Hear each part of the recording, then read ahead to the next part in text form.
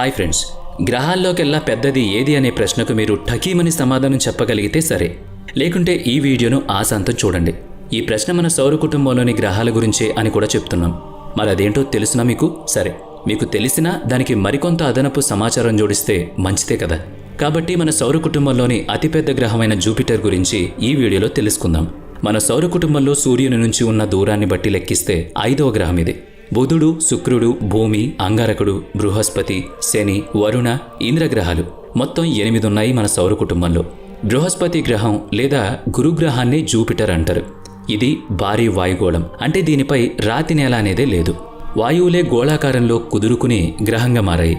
సూర్యుని నుంచి మొదటి 4 గ్రహాలు మెర్క్యూరీ, వీనస్, ఎర్త్, మార్స్లు రాకీ ప్లానెట్స్.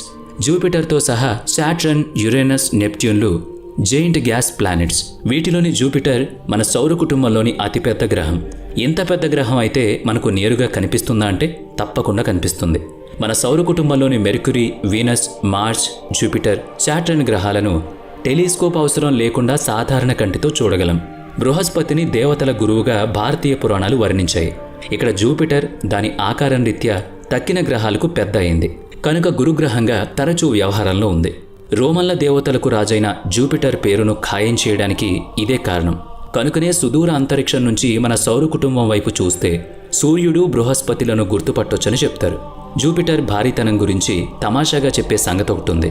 తక్కిన 7 గ్రహాలు ఒక్కొక్కటి 2 చొప్పున ఉన్నాయనుకోండి, అన్నిటినీ తీసుకువెళ్లి జూపిటర్ మీద పడేసినా ఇంకా బోలెడంత ఖాళీ ఉంటుందని జూపిటర్లో చెప్తూ ఉంటారు. జూపిటర్ వెలువరించే రేడియేషన్ కారణంగా మనిషి దాని బాహ్య పొరను సమీపించకుండానే కాలి మసైపోతాడు. అలా సౌర కుటుంబంలోనే ప్రమాదకరమైన వాతావరణం కలిగిన గ్రహం జూపిటర్ అని శాస్త్రవేత్తలు నిర్ణయించేశారు. కనుక మనము దాన్ని అలాగే భావించాలి. అలాంటి జూపిటర్కి కహాని తెలుసుకోవాలనుందా? పదండి మరి. జూపిటర్ గురుగ్రహం మన సౌర కుటుంబంలోని మొదటి గ్రహం. అవును, నేటికి 4.6 బిలియన్ సంవత్సరాల క్రితం సౌర కుటుంబంలో గ్రహాలనేవి లేవని, భారీ వాయుమేఘాలు మాత్రమే ఉండేవని శాస్త్రవేత్తలు ఊహించారు. అవి గుమిగూడి సూర్యుడు ఏర్పడ్డాడు. ఆపై జూపిటర్ కూడా ఏర్పడింది. కొత్త నక్షత్రం పుట్టినప్పుడు దాని చుట్టూ పెద్ద మొత్తంలో ధూళి మేఘం ఆవరించి ఉంటుంది. దాన్ని ప్రోటోప్లానెటరీ డిస్క్ అంటారు. ఆ ధూళి మండలం నుంచే గ్రహాలు ఏర్పడ్డాయి. నక్షత్రం చుట్టూ అలాంటి డిస్క్ 5 నుంచి 10 మిలియన్ సంవత్సరాల వరకు ఉంటుంది. ఆ తర్వాత అది విడిపోతుంది. అలా అది అదృశ్యమైపోయే లోపు ఎన్నో గ్రహాలకు జన్మనిచ్చిపోతుంది. మన సూర్యుని చుట్టూ ఉన్న ప్లానెటరీ డిస్క్లో పదార్థాలు ఏర్పడుతూ వాటిలో అవి ఢీకొంటూ ఉండేవి. పరస్పరం పదార్థాలు ఢీకొని విలీనమవుతూ జూపిటర్ ఏర్పడింది. ఆ ధూళి నుండే మిగతా గ్రహాలు ఏర్పడ్డాయి. మరి జూపిటర్ మాత్రమే అంత విశాలంగా ఎలా ఏర్పడిందో గ్రహించగలరా? ముందుగా ఏర్పడిన గ్రహం భారీ పదార్థాన్ని తనలోకి గ్రహించుకుంది కనుక. నక్షత్ర జననానికి హైడ్రోజన్, హీలియం మూలాలు కారణమైనట్లే గురుగ్రహానికి ఇవే మూలకాలు కారణమయ్యాయి. సూర్యుడు, జూపిటర్ 2 ఒకే పదార్థాలతో ఏర్పడడం మన సౌర కుటుంబం వైచిత్రి. నక్షత్రమైన సూర్యుడి కంటే చిన్నగా ఉండబట్టి బృహస్పతి గ్రహంగా ఏర్పడి సూర్యుని చుట్టూ తిరుగుతోంది, కానీ లేకుంటే అది కూడా ఓ నక్షత్రమై ఉండేది. మరి మన భూమి దాదాపుగా 4.5 బిలియన్ సంవత్సరాల క్రితం ఏర్పడిందని తెలుసు. నేటికి సుమారు 2 బిలియన్ సంవత్సరాల క్రితం ఏర్పడిన మానవుడికి భూమి నుంచి బృహస్పతి ఎప్పుడు కనిపించాడో ఆనాటి నుంచి అది మన భూమికి పెద్దన్న అయింది. జూపిటర్ గ్రహాన్ని ప్రాచీన కాలంలోనే మానవుడు గమనించాడు. దుర్బిణి లేకుండానే బృహస్పతిని చూడగలమని చెప్పుకున్నాం. జ్ఞాపకం ఉంది కదా? బుధ, శుక్ర, మంగళ, గురు, శని గ్రహాలని మామూలు కంటితోనే చూడగలిగిన ప్రాచీన మానవుడు సౌర కుటుంబంలో ఉన్న గ్రహాలు అవి అనుకున్నాడు.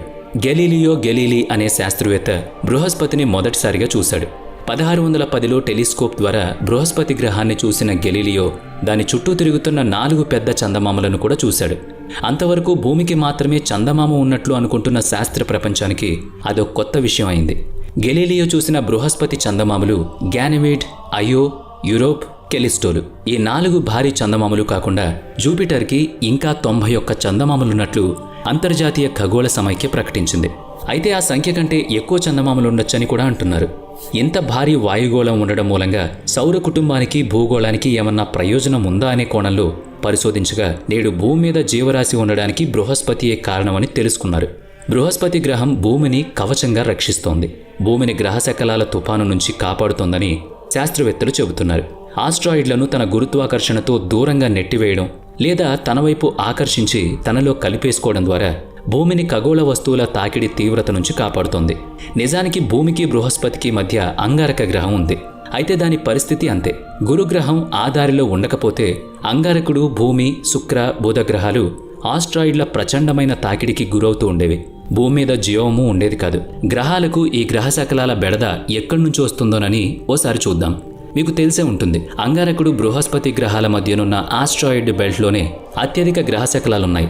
కనీసం 1 నుంచి 2 బిలియన్ ఆస్ట్రాయిడ్స్ ఈ బెల్ట్లో ఉన్నాయని లెక్కేశారు.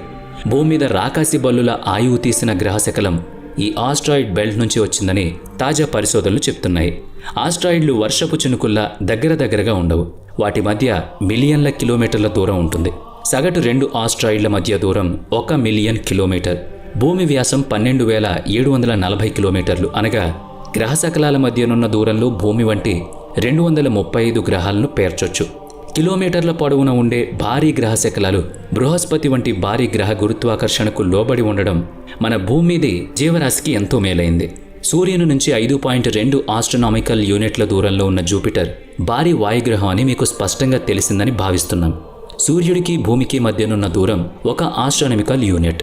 సూర్యుని కాంతి భూమిని చేరడానికి 8 నిమిషాల సమయం పడుతుంది. ఆ సూర్యకాంతి బృహస్పతిని చేరడానికి 43 నిమిషాల సమయం పడుతుంది. జూపిటర్కి ఉన్న విశేషం ఏంటంటే, సౌర కుటుంబంలోని తక్కిన గ్రహాల కంటే దీని పరిభ్రమణ వేగం ఎక్కువ. ఒక గ్రహం నిర్దిష్ట కక్షలో సూర్యుని చుట్టూ తిరగడాన్ని భ్రమణమని, చక్రంలాగా తన చుట్టూ తాను తిరగడాన్ని పరిభ్రమణం అని అంటారు. అలా భూమి తన చుట్టూ తాను తిరగడానికి 24 గంటల సమయం పడుతుంది. అది ఒక రోజు అని మనం కొలుస్తున్నాం. మరి జూపిటర్ పరిభ్రమణ వేగం ఎక్కువ కనుక అది 9 గంటల 56 నిమిషాలకు ఒక చుట్టూ తిరుగుతుంది. అంటే జూపిటర్ మీద రోజుకు దాదాపు 10 గంటలే అన్నమాట. పరిభ్రమణం సరే, సూర్యుని చుట్టూ వచ్చే భ్రమణ వేగం ఎంత అనేది కూడా చెప్పుకుందాం. భూభ్రమణానికి 365 రోజులు పడుతుంది. అదే మనకు 1 సంవత్సరం. మరి జూపిటర్ కక్ష భూమి కంటే పెద్దది కాబట్టి అది సూర్యుని చుట్టి రావడానికి 12 సంవత్సరాలు పడుతుంది. ఇదంతా భూమి కొలతల ప్రకారం అని గమనించండి. భూమి సూర్యుడిని 12 సార్లు చుట్టొస్తే బృహస్పతి ఒక్కసారి చుట్టి వస్తాడనమాట. పైగా భూభ్రమణం వల్ల మనకు కాలాలు ఏర్పడతాయి. అనగా వాతావరణం మారుతూ ఉంటుంది. వేసవికాలం, వర్షాకాలం, చలికాలాలు ఏర్పడతాయని అర్థం. కానీ బృహస్పతి మీద ఎలాంటి కాల మార్పు జరగదు. దాని మీద ఉష్ణోగ్రతలో ఏ మార్పు ఉండదు. బృహస్పతి పరిమాణం పెద్దదని చెప్పుకున్నాం కదా, మరికొన్ని సంగతులు కూడా చెప్పుకోవాలి. బృహస్పతి వెడల్పు భూమి వెడల్పు కంటే 11 రెట్లు ఎక్కువ. అలాగే 1312 భూగోళాలను బృహస్పతి గ్రహంలో నింపొచ్చు. ఒక్కో గ్రహాన్ని 2 చొప్పున తెచ్చి బృహస్పతిలో అమర్చినా కూడా ఇంకా చోటు మిగిలిపోతుందని మనం గుర్తుపెట్టుకోవాలి. ఈ భారీతనం కేవలం దాని ఆకారంలోనే కాకుండా మిగతా విషయాల్లోనూ ముడిపడి ఉంది.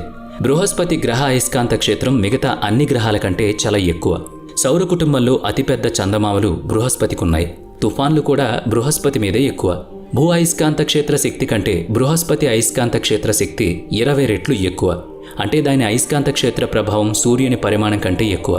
ఎలా అంటే గురుగ్రహ అయస్కాంత క్షేత్ర శక్తి 1 బిలియన్ కిలోమీటర్స్ దూరం వరకు వ్యాపించుంది. భూమి 3 పొరలుగా ఉందని మీకు తెలుసు. క్రస్ట్, మాంటెల్, కోర్ అనేవి ఆ 3 పొరలు. మధ్యలోనున్న కోర్లు ద్రవ రూపంలో ఇనుము, నికెల్ ఉన్నాయి. ఆ ద్రవలోహం కారణంగానే భూ అయస్కాంత క్షేత్రం ఏర్పడింది. మరి మన భూమి వలెనే జూపిటర్ కోర్లోనూ ద్రవరూప లోహ పదార్థం ఉందా, లేక భూమి కంటే 10 లేదా 20 రెట్లు పెద్దదైన భారీ ఇనుపగోళం ఉందా? దాని ప్రభావంతోనే జూపిటర్కి అంతటి బలమైన అయస్కాంత క్షేత్ర శక్తి అబ్బిందా అన్నది శాస్త్రవేత్తలకు ప్రశ్నగా ఉంది. తీవ్రమైన రేడియేషన్ కారణంగా మనిషి స్పేస్ సూట్ వేసుకున్నా గానీ గురుగ్రహ వాతావరణానికి చేరువ కాలేడని ఇదివరకే చెప్పుకున్నాం. ఒకవేళ స్పేస్ క్రాఫ్ట్ని పంపించినా కూడా దానికి అదే గతి పడుతుంది. మనం చెప్పుకుంటున్నది అదే కదా. జూపిటర్ ఒక గ్యాస్ జైంట్ ప్లానెట్. గట్టి నేల అనేది లేదు. గ్యాస్ ప్లానెట్స్ మీద స్థలం అన్నదే ఉండదు. ఉన్నదల్లా వాయువు, మంచు, ఇంకా నీరు, అంతే. అయితే జూపిటర్, శాట్రన్లు ప్రధానంగా వాయుగోళాలవగా యురేనస్, నెప్ట్యూన్లు ప్రధానంగా భారీ మంచు గ్రహాలు. జూపిటర్ భారీ వాయుగోళం కాబట్టి ఆ వాయువుల ఒత్తిడి ఎంతుంటుందో తెలుసా? మనం ఏదైనా అంతరిక్ష నౌకలు జూపిటర్ మీదకు పంపిస్తే అది అలా నేరుగా జూపిటర్ కోర్ వరకు వెళ్ళిపోతూ ఉంటుంది. నిలబడ్డానికి నేల లేదు కాబట్టి అలా ఆ ప్రయత్నంలో భాగంగా అది జూపిటర్ మీద వాయువుల పీడనం కారణంగా అది పేలిపోనవచ్చు, లేదా అధిక ఉష్ణోగ్రత వల్ల ఆవిరిగా మారి గాల్లో కలిసిపోవచ్చు. అవును, ఇప్పటిదాకా 9 స్పేస్ క్రాఫ్ట్లను జూపిటర్ మీదకు ప్రయోగించాం. జూపిటర్ వాతావరణంలోకి మొదటిగా ప్రవేశించింది గెలీలియో వ్యోమనౌక మాత్రమే. వోయేజర్ 1, వోయేజర్ 2 వ్యోమనౌకలు జూపిటర్కు సమీపం నుంచి ప్రయాణించాయి. అవి జూపిటర్ చుట్టూ వలయాలున్నాయని వెల్లడించాయి. జూపిటర్కున్న అంతవరకు మనకు తెలియని చందమామలను కూడా కనిపెట్టాయి. వీటన్నిటినీ పరిశీలించడం కోసమే గెలీలియోను ప్రయోగించారు. అందులో ఒక ప్రోబ్ను అమర్చారు. దాన్ని జూపిటర్ మీద నిలిపి పరిశీలించాలని చూశారు. ఫలితంగా జూపిటర్, దాని చందమామలు, దాని అయస్కాంత క్షేత్ర శక్తి వివరాలు సేకరించగలిగారు. మంచుతో కూడిన దాని చందమామ ఉపరితలాల దిగువన భారీ ఉప్పునీటి మహాసముద్రాలున్న ఆనవాళ్లు కనిపెట్టారు. 1989 అక్టోబర్లో ప్రయోగించిన గెలీలియో ప్రాజెక్ట్ జూపిటర్ను చేరడానికి 1995 డిసెంబర్ వరకు సమయం తీసుకుంది. కొన్ని పరిశీలన తర్వాత 2003 సెప్టెంబర్లో జూపిటర్ చందమామల మీద వాతావరణం ఆ స్పేస్ క్రాఫ్ట్ మూలంగా కలుషితం కాకుండా ఉండేందుకు మన శాస్త్రవేత్తలే గెలీలియో వ్యోమనౌక ప్రోబ్ను జూపిటర్లోకి దింపి బూడిదయ్యేలా చేశారు. ప్రస్తుతం నాసా ప్రయోగించిన జూనో స్పేస్ క్రాఫ్ట్ జూపిటర్ మీద 2016 జూలై 4 నుంచి పరిశోధనలు చేస్తోంది. అన్నీ బాగుంటే 2025 సెప్టెంబర్ వరకు అది అక్కడే తిరుగుతుంది. ఇంకా వీలుంటే దాని జీవితకాలం పూర్తయ్యేదాకా జూపిటర్ అన్వేషణలోనే ఉండొచ్చు. జూపిటర్ ఉపరితల వాతావరణాలు, లోపల వాతావరణాలు, దట్టమైన వాయువుల దిగువన జూపిటర్ కోర్లో ఏముందనే సంగతుల్ని పసిగట్టే పనిలో ఉందది. కాబట్టి రాబోయే రోజుల్లో బృహస్పతి బండారం మరింతగా బయటపడే అవకాశం ఉందని భావిద్దాం. ఇంకా ఏం తెలిసినా కూడా జూపిటర్ మాత్రం గ్రహాలకు రారాజు అన్నది అక్షర సత్యం. మరి మీరేమంటారు? కామెంట్ చేయండి.